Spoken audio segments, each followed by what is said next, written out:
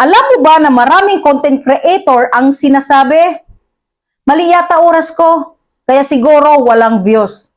Pero ito ang totoo, hindi timing ang problema. Kasi kahit anong oras pa yan, kung mahina ang hook mo, i-skip at i-skip ka. May dalawang creator, yung isa perfect timing daw, pero boring ang intro. Yung isa naman, random lang, nag-post, pero malakas ang hook. Guess what? Yung may malakas na hook, siya ang pinapanood. Kaya tandaan mo, hindi oras ang nagpapahinto sa tao. Content mo. Kung gusto mong mapansin, huwag mo lang isipin kailan ka magpo-post.